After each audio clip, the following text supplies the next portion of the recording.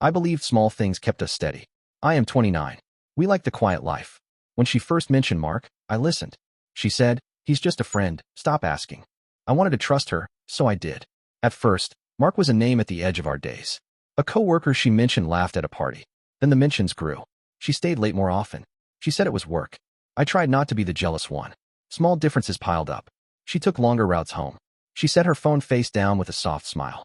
When I asked once, she rolled her eyes and said, "Because he understands me better, but I still love you more, isn't that enough?" It felt like a practiced line meant to close the subject. I let it go. Trust needs tending. I noticed receipts she didn't explain. A cafe name and a photo. Little mismatches. I could have demanded answers. I chose a quieter approach. I made a short list on my phone. Dates, times, places. Just facts. No drama. It felt petty and right at the same time. As the weeks passed, the list drew a pattern. Mark appeared more than coincidence allowed. Lunches, walks, messages. People expect betrayal to be sudden. Most of the time, it's a slow collection of small things that make a whole. One evening, she left at dusk and said she'd be back soon. I didn't follow. I sat in the kitchen under the lamp and opened the notes. There it was, a calendar invite she had forgotten to delete. Mark's name.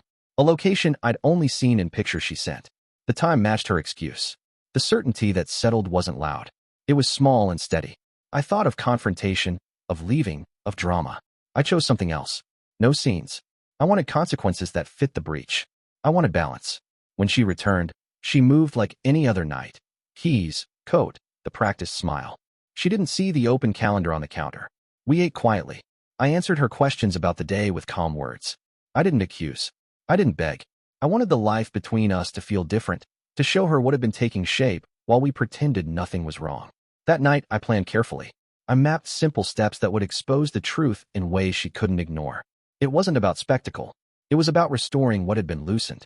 I wanted her to understand that comfort and loyalty are not automatic. They are choices, and choices can be withdrawn. I left the calendar where she would notice and sent a casual text that wasn't casual at all. Then I waited. Over the next days, I made small moves, subtle, deliberate nudges. Each one was a clear reply to the small betrayals I'd collected. Each one was meant to unsettle the ease she'd relied on. People talk about revenge as though it's loud and dramatic. Mine was quiet. It was careful, like setting a line of dominoes where each piece asks her to stop and consider what she had done. It was not cruelty for the sake of cruelty. It was the slow return to balance. The morning after I left the calendar on the counter, she acted like nothing had changed. She brewed her coffee, checked her phone, and hummed a tune she always used when she was trying to keep things light.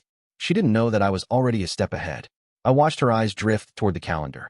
She paused for half a second, barely noticeable, then flipped the page as if it meant nothing. That tiny hesitation told me everything. She recognized it, and she was hoping I didn't. I didn't confront her. I didn't need to. I wanted her mind to start turning on its own. The next move was simple. I stopped filling in the empty spaces of her day. When she stepped out in the evenings, I didn't ask where she was going. I didn't offer a reminder about dinner. I didn't ask how long she'd be. I kept it calm, kept it steady. Silence can hold more meaning than any argument. She started coming home earlier, almost like she wanted to test the air. The first night she returned early, she sat beside me on the couch. I didn't lean in. I didn't move away either. I just kept my eyes on the screen. She watched me more than she watched the show. I could tell she was trying to figure out what I knew, what I suspected, or if I suspected anything at all. She spoke softly about her day, leaving out names. She wasn't confident anymore. That shift mattered more than any confession. Over the next few days, I made small changes. I created distance without saying a word. I stopped sending good morning texts. I didn't share updates from my day. I didn't plan our routines. I let her feel the absence of the comfort she had taken for granted. Meanwhile, I continued taking notes, calmly, quietly. I didn't track her out of obsession. I tracked her because I wanted to understand the whole picture before making the final move. And yes, the picture became clear. One evening, she said she was meeting an old friend. No name, no details. It didn't matter. I already knew the location. I'd seen the message she forgot to delete, right under a notification she thought she had cleared. I didn't follow her physically. I didn't need to. I knew the pattern. I also had something planned. A few hours after she left, I sent her a short message. "We need to talk tonight." Not angry, not emotional, just steady.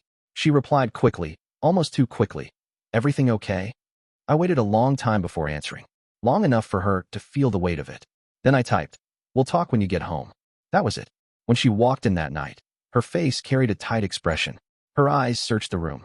She sat on the couch and waited. I didn't sit beside her. I stood across from her and spoke calmly. I know you think I don't notice things, I said. But I do. Her hands tightened around the edge of the cushion. She opened her mouth, maybe to explain, to soften. I didn't give her the chance. I don't need excuses, I continued. Just honesty. It's time. Her face shifted. Not shocked. No surprise. Something else. Something like acceptance mixed with fear of what I might say next. She finally whispered, "What do you think you know?" I didn't raise my voice. I didn't show anger. "It's not about what I think," I said quietly. "It's about what you've been doing. And I'm already making decisions based on that." She stared at me, waiting for details, waiting for proof, waiting for the explosion she thought would come.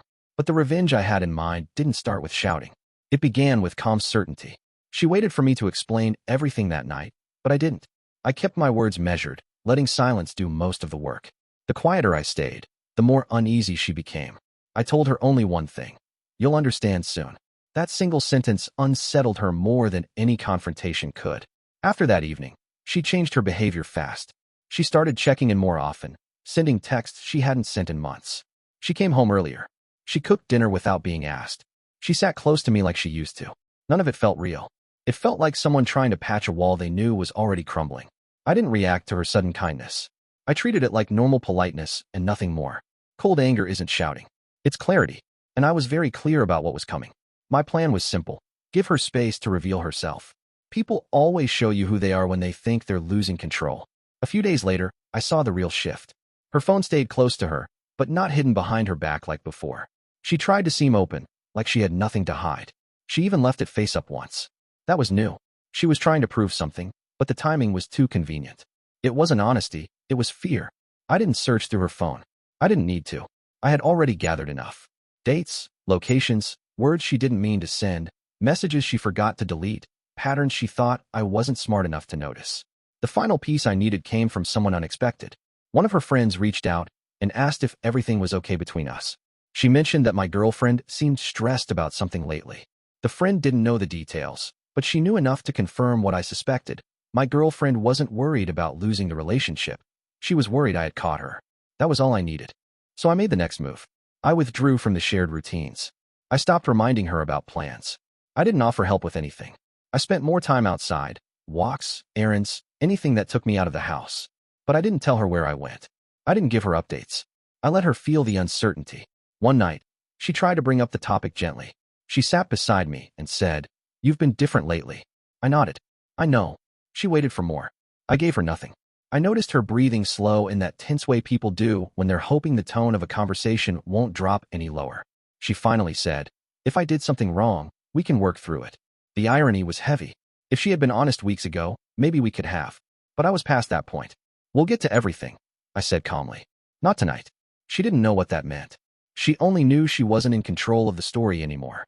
The next morning, I set the final part of my plan in motion. I collected the notes I'd taken, screenshots, timestamps, details, all neatly organized. Not to throw in her face, not to argue, but to use when the moment was right. I wanted her to see her own choices laid out in a way she couldn't dodge. Then I made changes she would feel immediately. I separated my bank account from our shared expenses. Quietly, I moved my essentials to the second bedroom without announcing it. I removed myself from anything that tied me to her daily comfort. When she came home and saw the changes, her face lost the calm expression she had been trying to maintain. She knew something irreversible had started. She opened her mouth, ready to ask something, but stopped when she saw the box of her things I had placed neatly on the table. Small items she had left scattered around my spaces, now returned to her side of the line. It wasn't anger. It was a message, and she understood it instantly. She stood in the doorway, staring at the box of her things. The room felt still, like the air was holding its breath.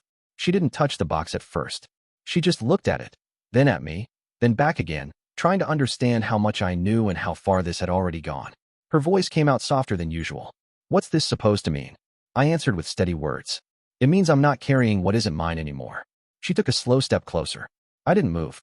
She lifted one of the items from the box, her scarf she always left on my chair, and held it like it might explain something for her.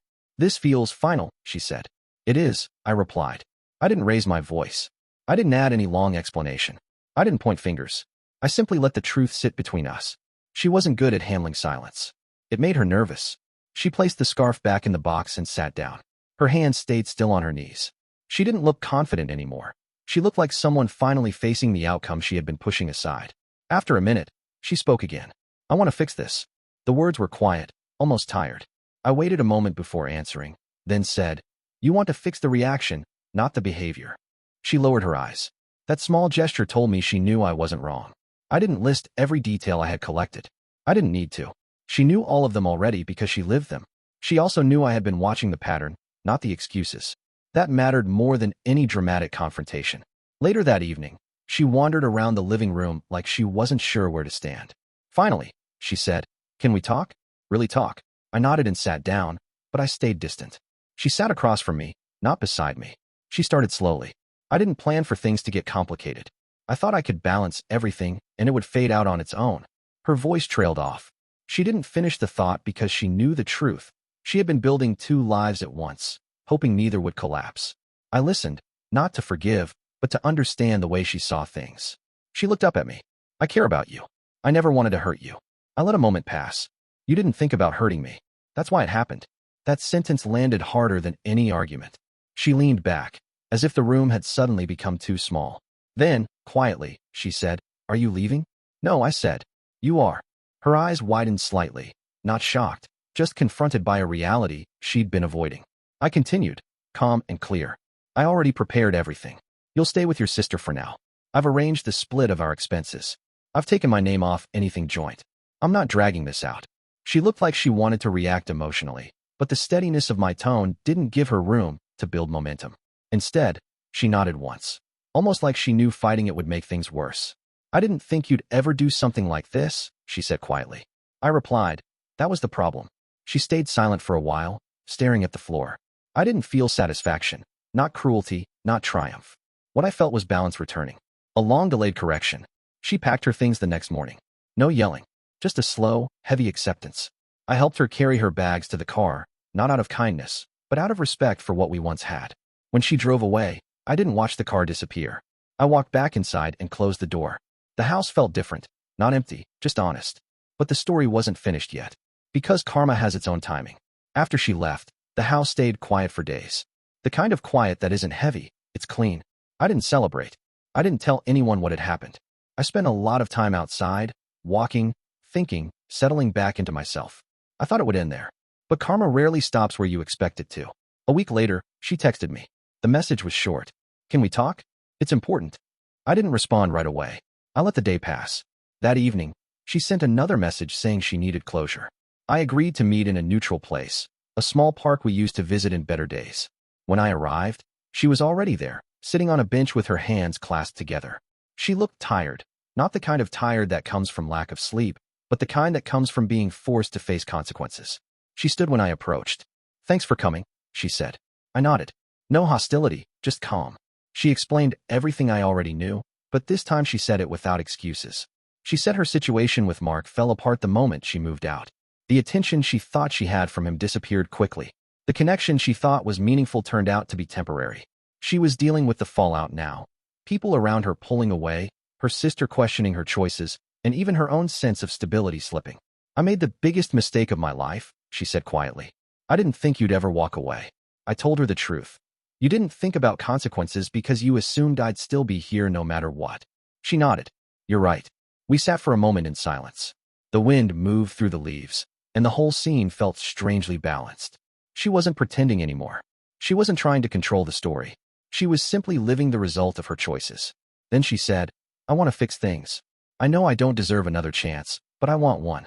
I took a slow breath before answering. I looked at her, not with anger, not with softness, but with clarity. You don't want me, I said. You want the stability you lost. She swallowed hard. She knew it was true. You didn't fight for us when it mattered, I added.